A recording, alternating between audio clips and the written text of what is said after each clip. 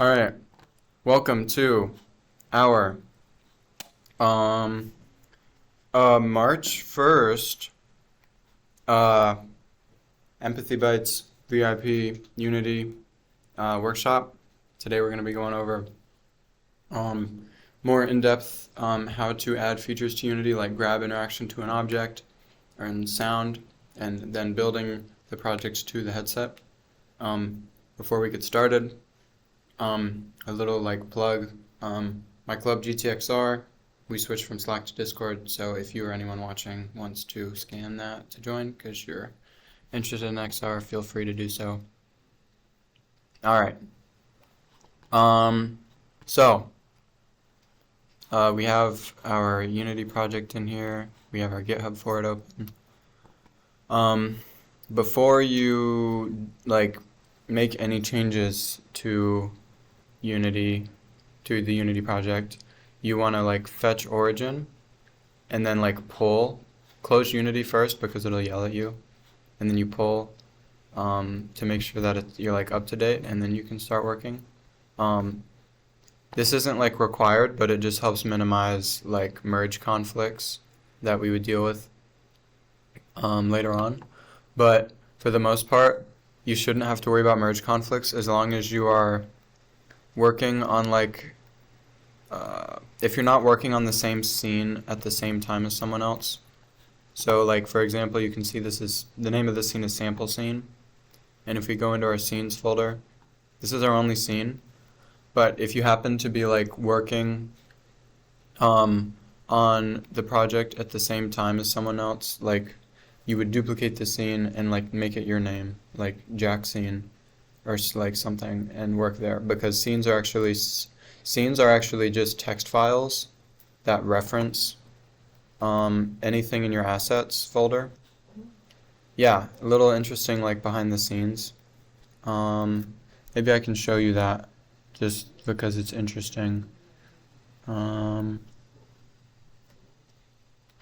Assets, scenes, sample scene, open with Visual Studio Code. So yeah, this is kind of interesting. It's just a giant text file, a huge text file with all of your parameters and game object, all the game objects in the scene, and their transform and their components. And so this is why you can't edit a scene at the same time as someone else, because you can imagine trying to fix merge conflicts in this giant text file. So yeah. Anyway, tangent aside, we're at our Unity project, and yeah, so we're gonna work. So here's where we're at. This should actually spawn in, the freshman dorm scene should be disabled by default, because that's how it is when you load into the game. But when we're actually working with it, we obviously need it to be enabled while we're working with it, so that we can see what we're doing and actually select objects and stuff. So all our objects are in here. I guess, so instead of doing it on, actually, so here's just to go over the hierarchy again. We have our freshman dorm scene, which is the entire thing. And then inside of it, we have our freshman dorm model, which is it by itself with all the objects separate. So it's interesting, you can see all the objects just right there. And then inside of our objects, object, we have all of the objects organized with their info card canvas next to them. So the each info card canvas, there's one per object, and they're all disabled by default because they only pop up when you grab the object. So that's why they're disabled. So we're gonna go through adding an object. I think that we will just do it with a let's see what models we have in here. Okay, so we're just gonna do it on this ramen pack. Or no, we're gonna do it on the headphones. We're gonna do it on the headphones because we have lo-fi beats. So the AirPods, the object may have like a bunch of complicated like children, but you can just ignore that because we're just gonna be like the parent, like the largest like object in that tree is just the one that we need to worry about. So I'm gonna go ahead and just like remove all these components so that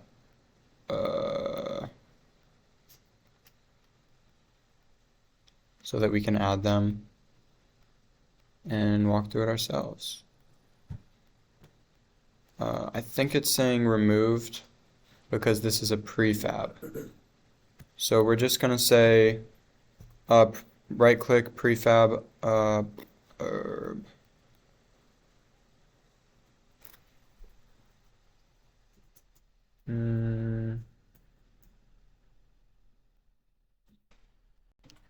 Okay. It might be because it's a child. So we're gonna unpack completely. Okay, now we're good. Okay. So I guess it was saying that because this freshman dorm I made a prefab, the whole thing. Not necessary, but like when you have a prefab, a prefab is like a template of an object that you can copy paste anywhere. So if you make any like changes to it, it will mark those changes as like changes. So it's a little weird. But if you want to like unprefabify it, you right click and you say prefab unpack completely. Anyway, back to the AirPods. So we probably want something to reference to know what we're doing. Ignore that. So we're gonna get a reference. So in the bottom right, we have this Oculus icon, and we can click on building blocks. And there's all these things, and we can spawn in a grabbable item. And so this grabbable item is like a template kind of, and if we go to it, it's just a little cube on the floor. Now we're just going to use this as a reference. I'm gonna move it over to the AirPod just to make transitioning between them a little easier. But this is just a reference, so we're gonna look at all the components and like see what we need to make it work. So very basic stuff, like first thing we want to add is definitely a box collider. So the box collider determines like the shape that the object actually is when it is being interacted with by other objects. And if we search collider, there's actually a lot of different options. Box collider, capsule collider, mesh collider, sphere collider. So you can imagine a wheel collider. You can imagine all of these things are like useful for different cases. Mesh collider is sometimes a helpful thing to have because it will just approximate the mesh. It's not going to work in this instance because the mesh is actually a child of the parent. But like, so yeah, so the actual object isn't the mesh. Yeah, so like because this is like a imported like model from a website, it's kind of weird. So if you click on it, the like it's this weird like it's all these children. It's not organized at all. It's like a compression artifact kind of, I think. Like the ones that we add. Like if Yeah. the buzz. So photogrammetry models won't have complicated hierarchies, but they will have So the mesh is not the object. Yeah. The mesh can be the object, though. It just depends on how the object is set up. So I guess this mesh could have just replaced the this ramen bowl object instead of being a child of it. It's just about how you set it up. It gets slightly complicated because, like, What collider did you use for the ramen? the ramen bowl I used a box collider. Oh, Do we normally use that? yeah. Dude, what? I can't see the box. I can't edit the box collider. I am baffled. I'm really baffled. There should be a button right here, and I have no idea. Also, sorry if the questions are. No. I'm trying to like get you before you move on. No, all good. Please feel free to do that. Okay. So you should be able to see this Edit Collider button, and if you click on that, you can see the collider. So, yeah, I'll just walk you through it. So, box collider is like just a decent approximation, because sometimes with the mesh collider, it won't have a flat bottom. Like, here, let me just show you. So if I add a mesh collider to this root, I don't know if you can see it.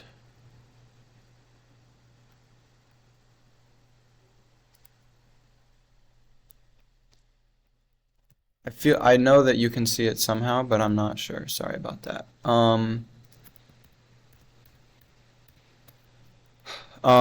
But anyway, mesh colliders, if you can see them, they will it won't be exactly what you want, and you can't really edit it. So it might be like a triangle down here, and then the cup won't stand up by itself. So box colliders are just like a safe approximation. So let's add one to the root of these AirPods. And for this default cube, you can see it also has a box collider, and it actually just perfectly matches the shape of the cube because it is a box, and it scales with the scale of objects as well. So if I make it like wider, you can see the green mesh box collider is also scaling with that. Okay, so because like when I click on it to mesh, you have to click on it in the hierarchy. It's kind of weird. Okay, box collider. It might be like way too big, so you just have to like crank it in.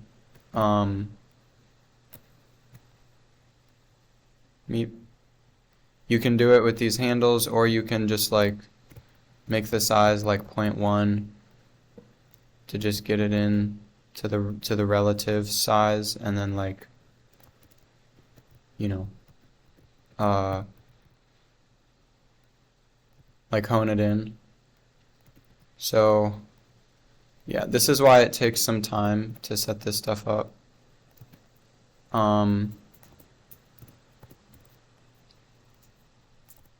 So you just try to get it like as close as possible. If you have to choose between like overdrawing the box or like having the drip box be inside of the object, it's better to have it be outside of the box outside of the object, because if the box is smaller than the object, then it will look like it's like clipping through the floor a little bit. So, box collider. The next thing that almost every object in Unity might have is a rigid body. Rigid body, it just means that it does physics. So it uses gravity, and these default values are usually fine. What else do we want? So we have the box collider, the rigid body, grabbable script. We're going to add the grabbable script. So you just search grabbable, put that in. Transfer on second selection, I like to turn that on. You can hover over things and they'll tell you. It just says here, like if you're grabbing it with one hand and then you grab with the other hand, it will transfer to your second hand. So I like that. And then max grab points. If it's -1, that just means that there aren't max grab points. You don't have to worry about it. So that's fine. Yeah. Next, we're going to look at this. And next, we're going to add the hand grab interactable script.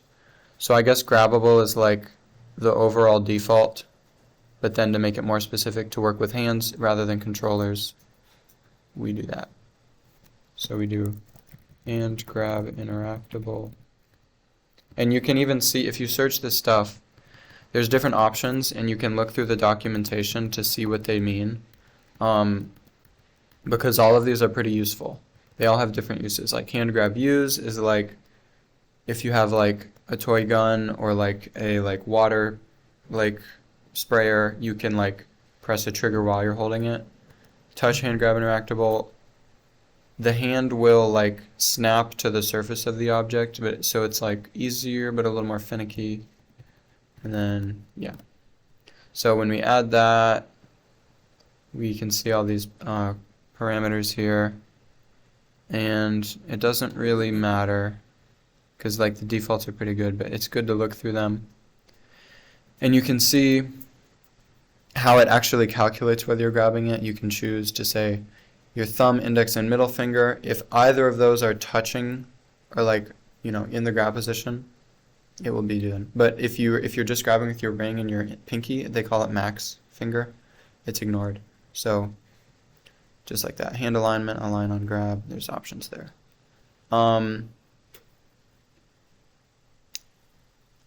So yeah. So this is good for just to get started. Now, it's not enough for like a really good experience, but I feel like we should just test it, you know? So I'm gonna, just to make it easier for testing, I'm gonna create a cube. Ooh, that is big. To set it on and put it next to the spawn. I'm gonna switch to rectangle tool and just drag it in so it's a lot smaller. And if we want to test it just like really quickly, we can click the play button, but first we have to go to Oculus XR Simulator and activate it. And then we click play.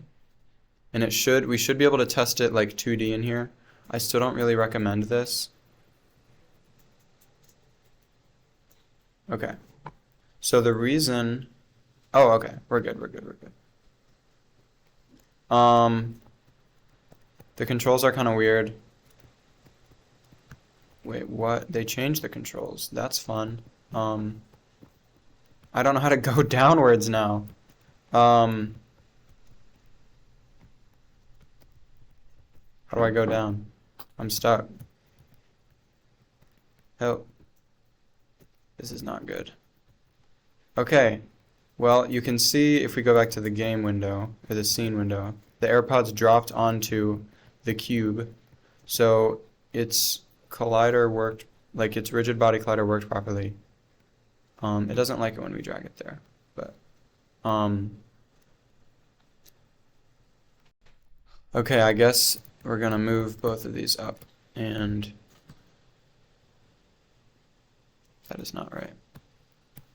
We're gonna move both of these up just so that they're actually grabbable.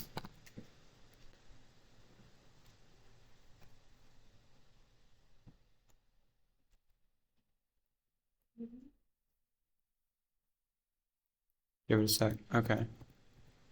All right. And I'm not even sure what the command is, so. Oh, orbit. Interesting. Okay, so we can see, we should be able to see, okay, this is not working. They changed this since the last time they changed all of the keybinds. So I don't know how to use it. I don't know how to grab. Yeah. All right. We are now going to go on to the next portion of the tutorial, which is building to the headset to test it. So you go into File, Build Settings, and you have this window. You're going to connect your Quest headset to your computer with the cable. You're gonna put on the headset just to make sure there's not any like permissions, like it'll ask like allow USB device to access your files or something, just click enable. And you should have set up your like developer account before this.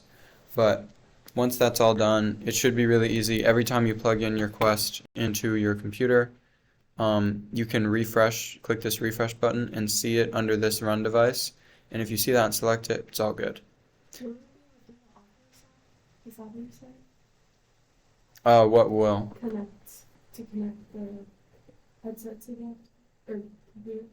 No, when you put the headset on, you don't need the Oculus app for any of this. Only for like running the project with this button in the headset, which is possible if you have a Windows computer, but sometimes not worth it because it can have its own troubleshooting problems. So then what you do is you just build and run, and I just have this same APK that I replaced because it doesn't really matter. Click save, replace, save the scene, and then it's building while my headset's connected, and you'll see when it's done. It should launch in my headset.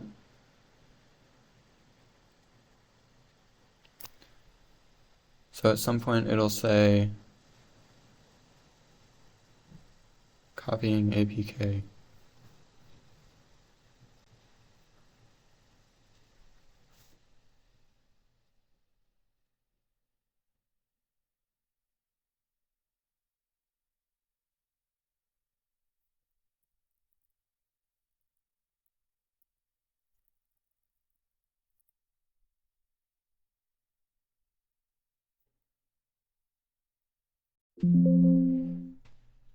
Hmm?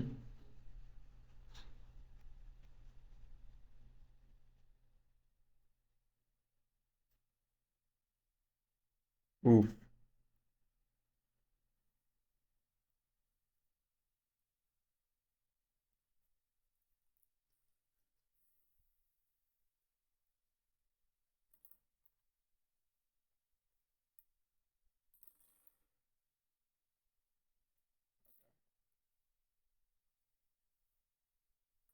We're gonna try that again. Maybe it's just because I was messing around. I shouldn't have done that. But this MetaQuest Developer Hub app is very useful as well. I was pulling it up just to share to cast.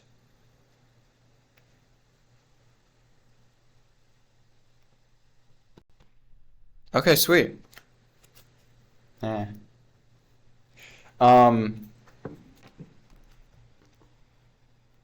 All right, we're gonna try building again. Select device, build and run. Yeah, so the MetaQuest Developer Hub is really helpful for things like recording because otherwise you have to do it through like oculus.com/casting and log in.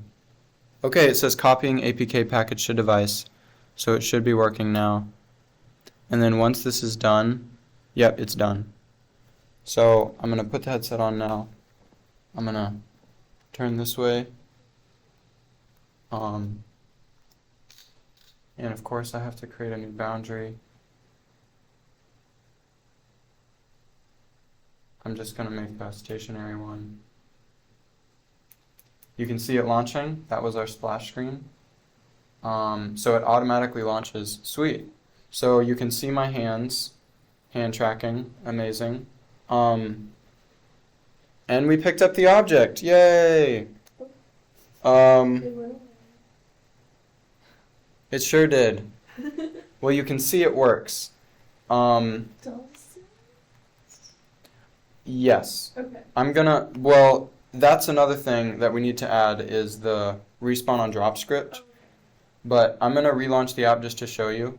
So if you're in hand tracking, you pinch your right index and thumb together, and then you tap quit. And this is in the recent apps, but to open it, from anywhere, you go to library, and you click on this. It'll normally be here. You click unknown sources. This is where all of your like development builds will be, and then you tap on the name of it to open it. So There's some problems with this though.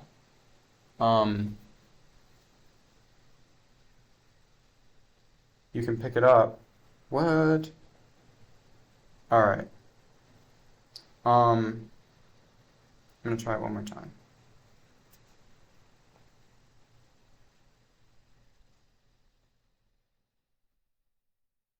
You can pick it up.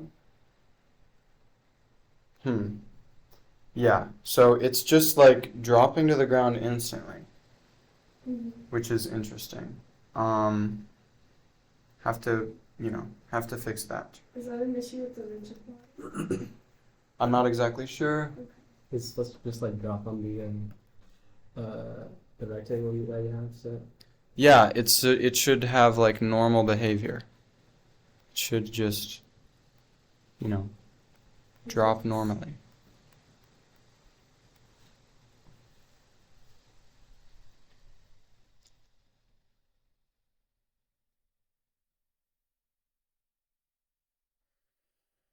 Okay.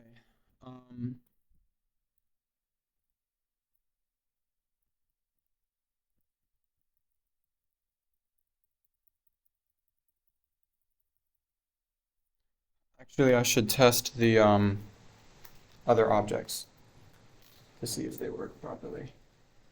Now it sucks because I don't have a small boundary, but yeah, okay, so we can pick up this cup properly and it drops normally, right? Move my backpack. You can see it drops like this is like a normal object. You can, but another thing that we have to add, which we might go over today, is physics grabbable and hand throwable velocity. Because if I try to throw it, it doesn't throw. It doesn't track. Throwing is not taken for granted, and it won't. I let go, it retains zero momentum. So that is something that you also have to add manually. And then the other thing to make a higher quality interaction is recording hand poses. I don't know what we'll have time to do today, but yeah. Let's actually compare between these two objects to see if I did something wrong.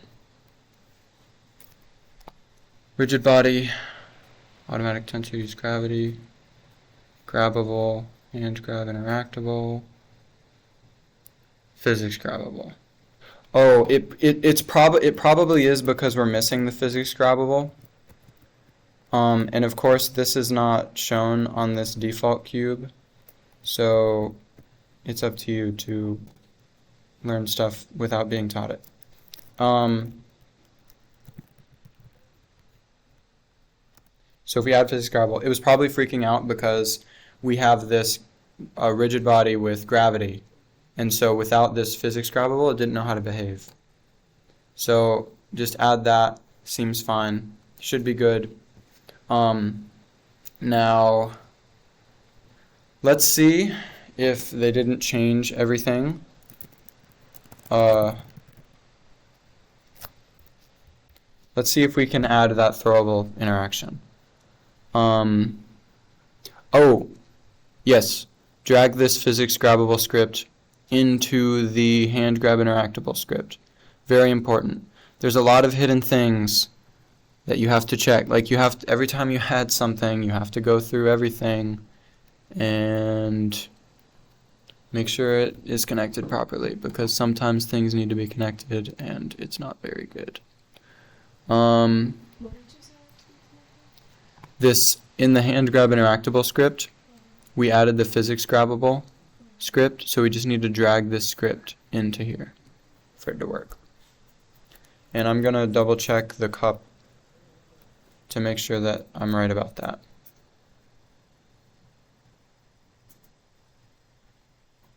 And it's under optionals. Okay, this is not connected, so maybe it's fine. Anyway, I believe. Okay. Another important problem-solving technique I'm about to teach you guys.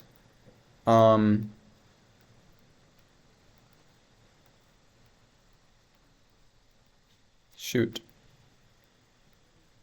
Okay, maybe it's under here. Packages. All-in-one SDK. Nope. I'm looking for sample scenes because sample scenes are very useful. Um,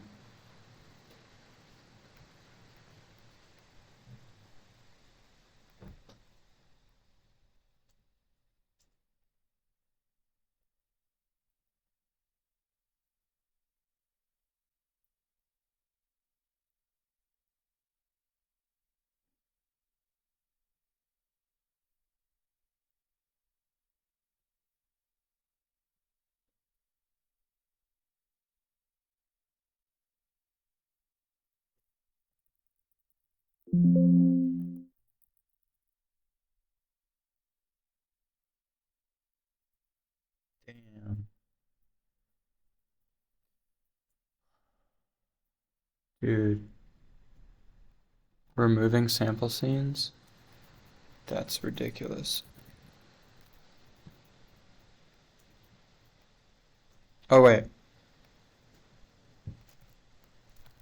When I search, you have to click all instead of in assets.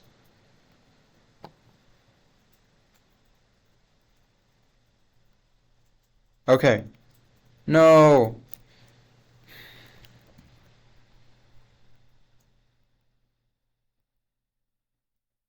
Not good.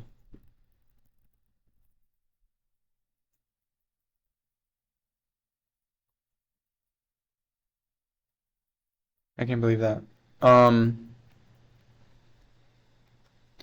Let's see.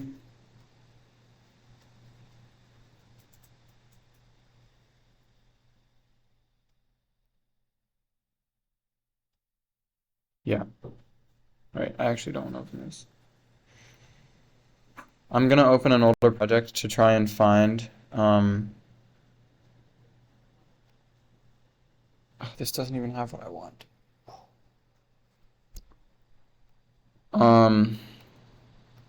I'm sure that sample scenes exist somewhere, but yeah. Okay, well, basically they should have sample scenes. I have no idea why they removed them because they are really, really useful. But that's another thing, like basically just like looking at how things are done and like learning from them. But we're gonna see if we can add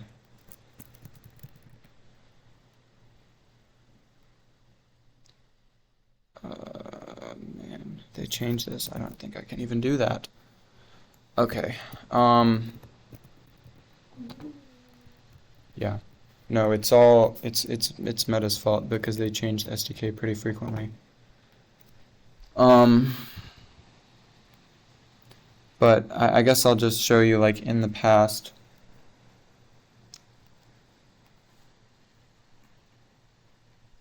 If you wanted to have throw interaction, you had to have like hand data and have like hand velocity. I don't know what ransack is even. Like I've never heard of that. I can do this in an older version of the SDK.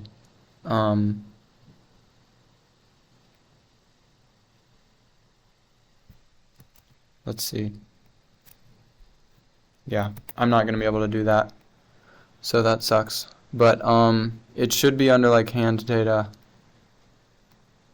And oh, standard velocity calculator script deprecated, even though I'm literally on the highest version of the SDK. Throw input device.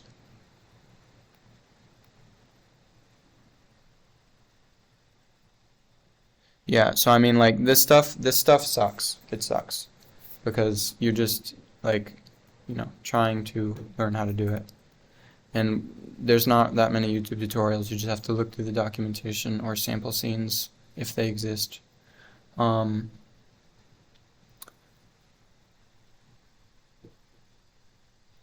maybe it like is built in now. I'm not sure. We'll just have to see. But the one last thing I think we can try to do for hand grab is to add hand poses. So if you didn't know, you can have the hand snap to the position of the object when you pick it up. So under hand grab interactable in the object, you click add hand grab pose key with scale 1.0, and it spawns this fun little hand here. And it is now a child of that object. So you have this like object here, this hand that's a child of the object. And it doesn't show up all the time. It only shows up when you like select it, because you don't want hands to be everywhere. And now you can see the finger freedom here. So like your thumb and your index finger will be locked to the object, but your middle and ring finger will be able to lift up off of the object, but not go into it. And then your pinky finger will be able to go through the object. And you can customize these, but that's just the default. And now, they do have a sample scene for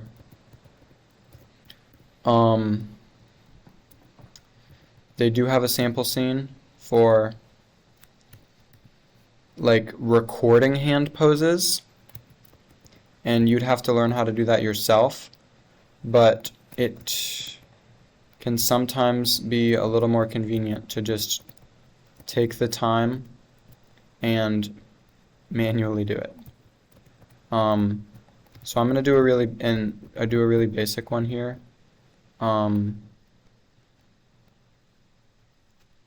So I just kind of move it into the location. Can you please slow down? Thank you. Okay. So hand, thumb, 0. This is rotation, so you just have to like play with them to see which one they are. And it's not updating.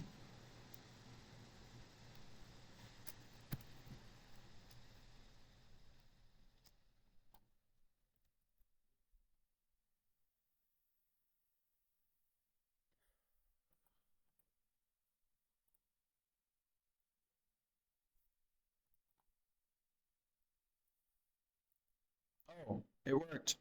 That updated. Okay. So it looks like Z is where we want to be.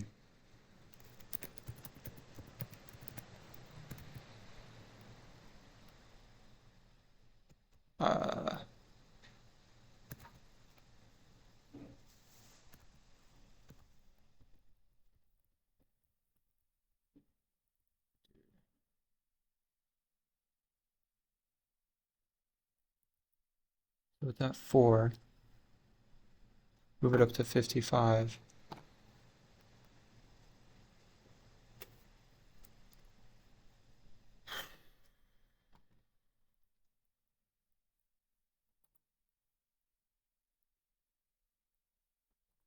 And it's backwards, and it didn't update. It didn't tell me that. Okay. So I guess, okay, so we've learned that smaller is better.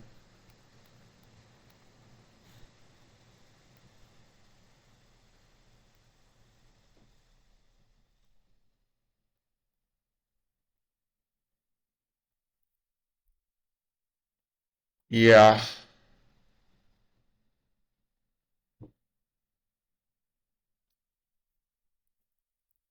This is not good. This is not as good. So I guess it's up to you guys to decide if this is something you want to explore. Yeah, I mean, it really sucks because it's really important for like making a good immersive thing like this.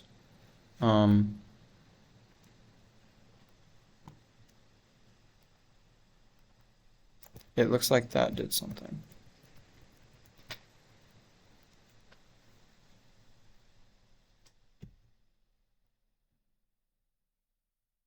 Like it really needs to update in real time. I don't understand why it doesn't.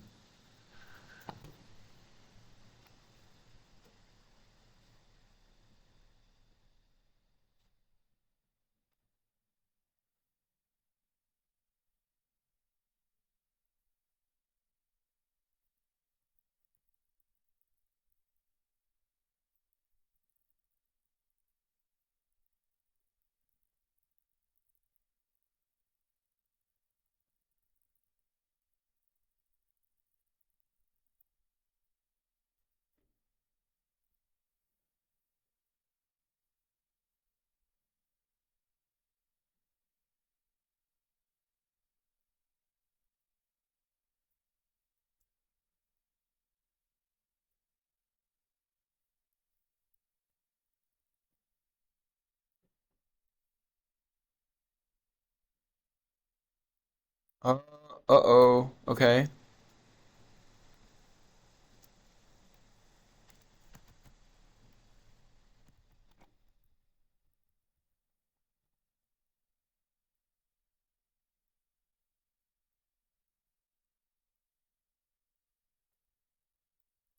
Okay. So you also have to add for this. So just my thinking process here.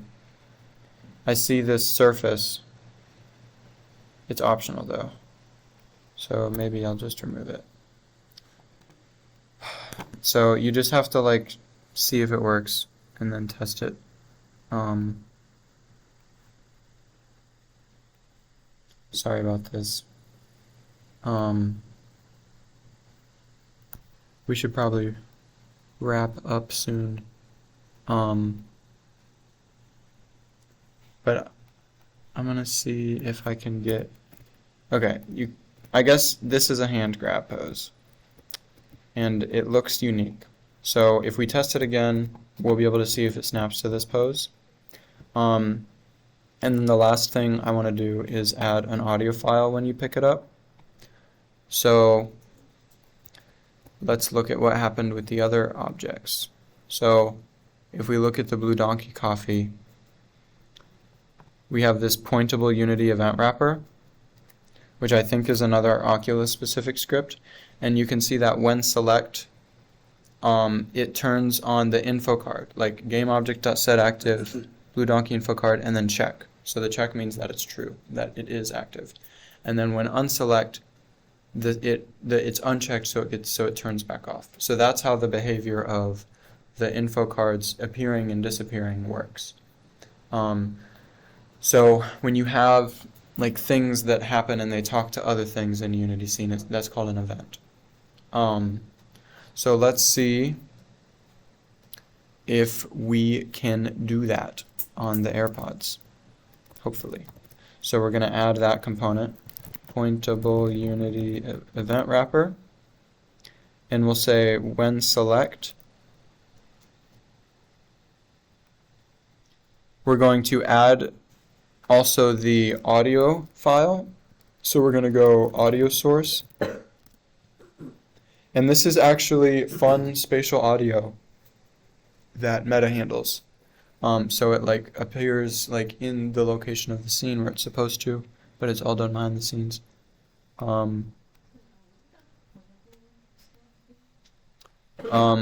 It's called Pointable Unity Event Wrapper. When I add this component to this object, it allows you to do some like if-then kind of things. So like we have all of these events, when release, when hover, when unhover, when select. So it just lets you like do things when something about the object happens.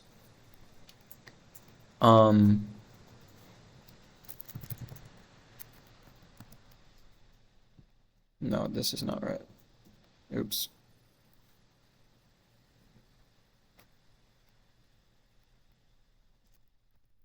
Yeah, okay, so this did not work. I tried to convert it into a WAV file before, but it's broken. So, Does it need WAV or can you have MP4? Unity's favorite type of audio file is WAV. Interesting. Yeah. I think it's because it's like lossless.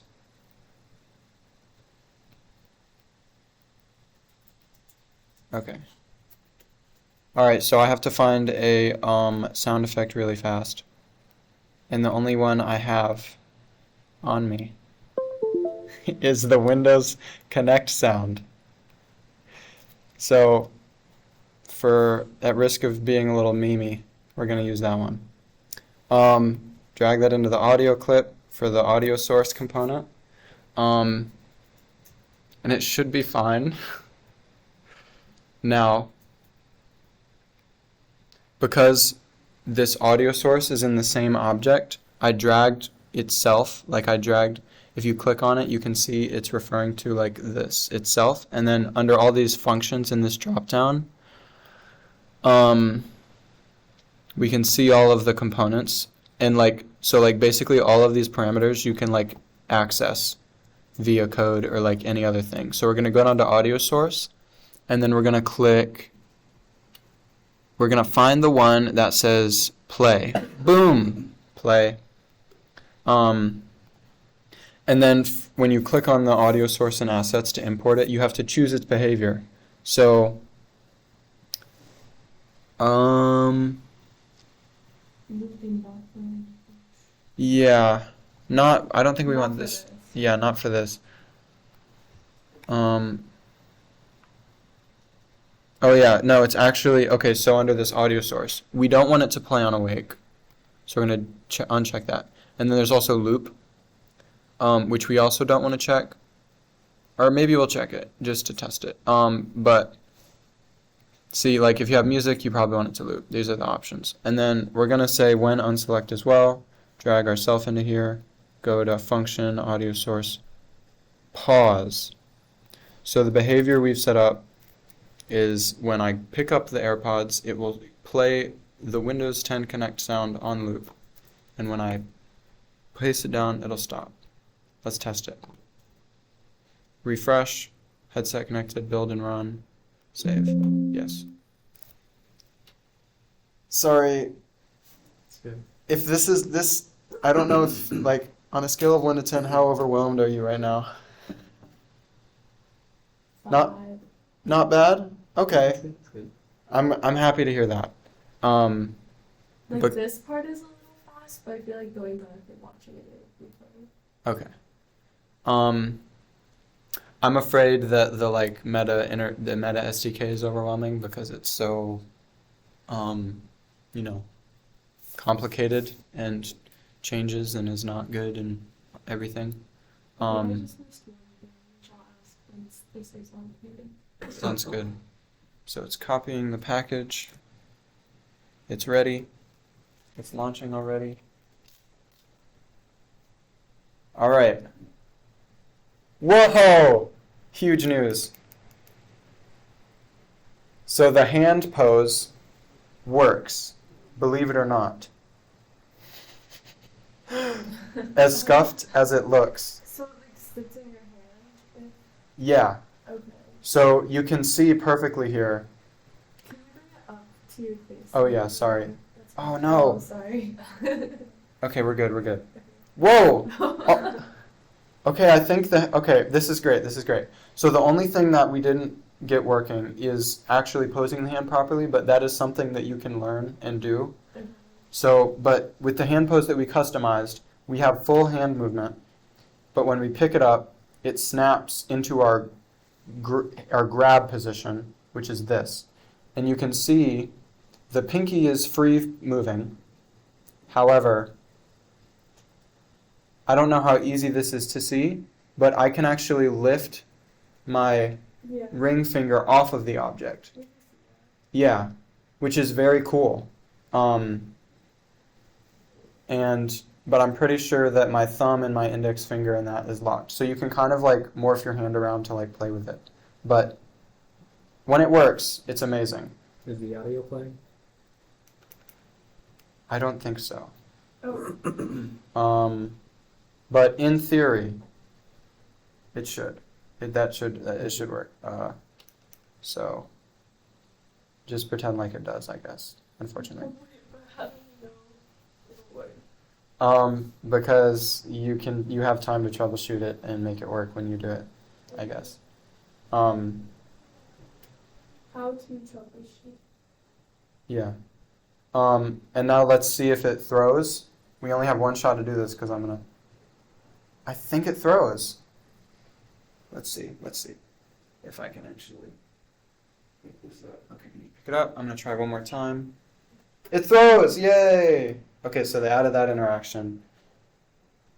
I That's guess already that, like built in. yeah. I guess that they are improving the SDK. But I wonder why maybe the AirPods are just too small and they like pretend like they're, anyway. Wow. What a time to be alive. Do the old objects need to be updated for like the throw? Like the glossy stuff, or I think they do. Let's see. Yeah, so this is stuff that you might have to work on.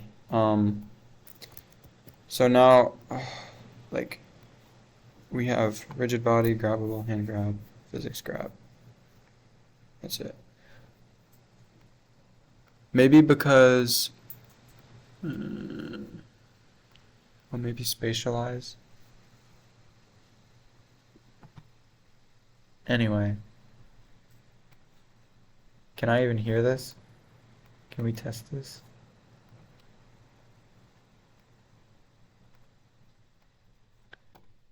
Anyway, if you look at the old objects, yeah,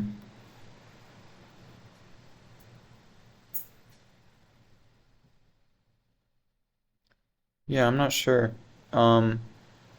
It could be worth it to like reapply these scripts because I don't know if they're like an older version of the script.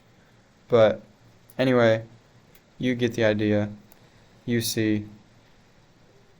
Now, when you're done making changes, we're wrapping it up now, just because I have to eat. You can see all your changes in here. It looks like it's only 7, like change project settings, added these. It should make sense.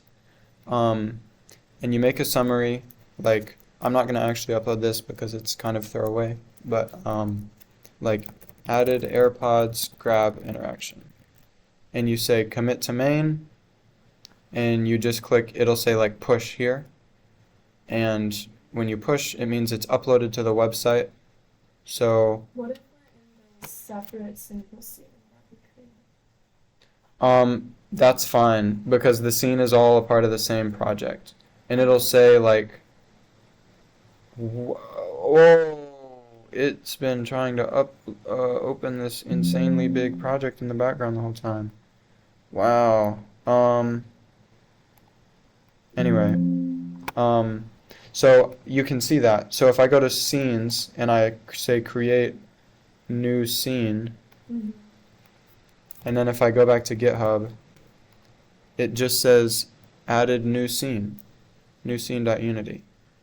And it shows you like the whole text file in here as well.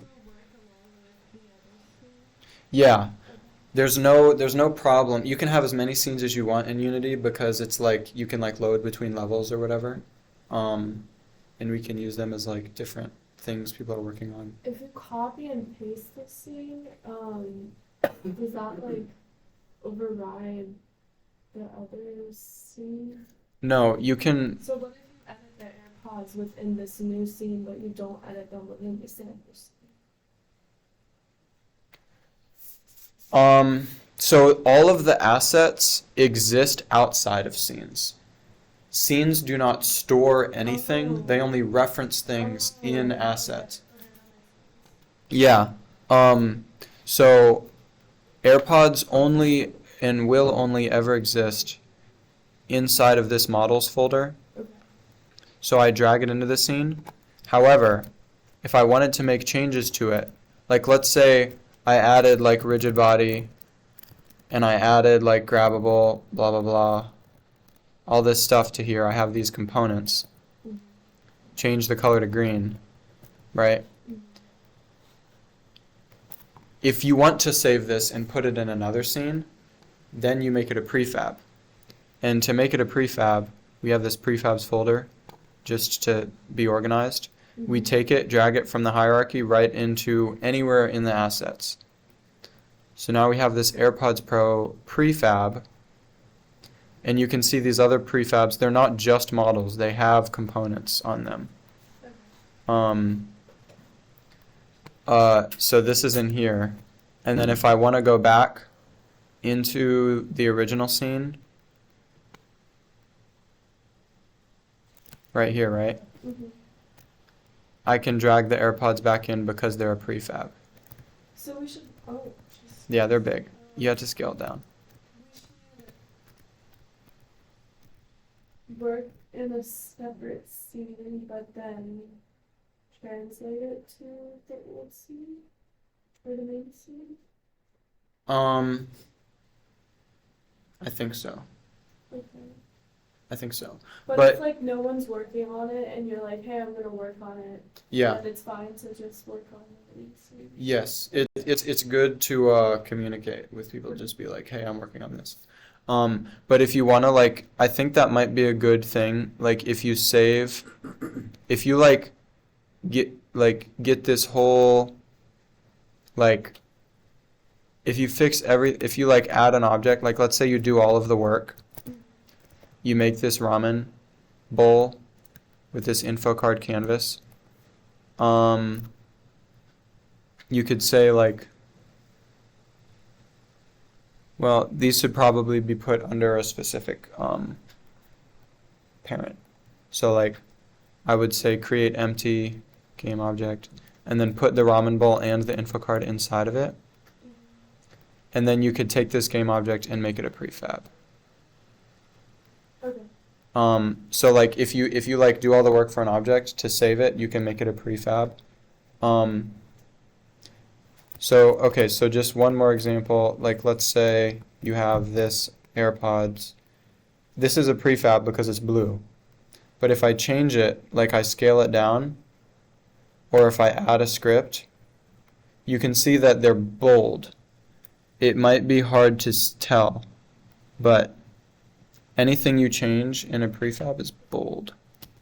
And if you want to save that, you say apply as override. So that text is no longer large. You say added component, apply as override, and now it's no longer bold. So like, there's like kind of like a save system for prefabs. You can like edit prefabs, but they will remember their original state, stuff like that.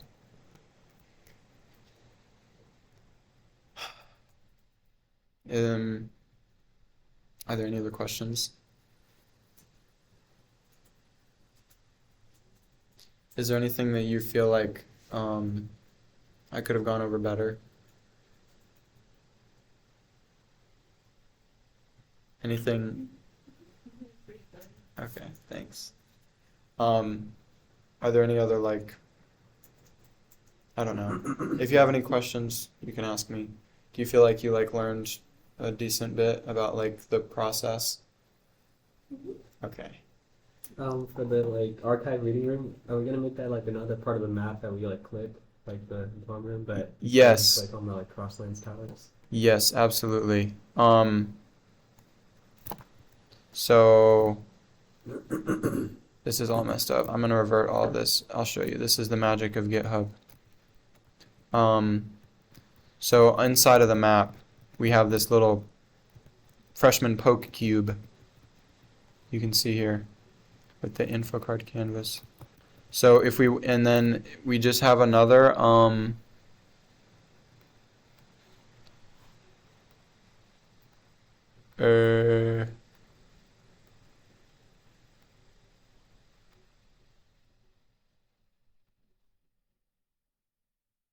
yeah, this is a custom script. When you get close to it, the script will determine things. But if you want to add another location, you just like make another object and like you put it somewhere else. And it currently we don't use different scenes, but we probably should do that.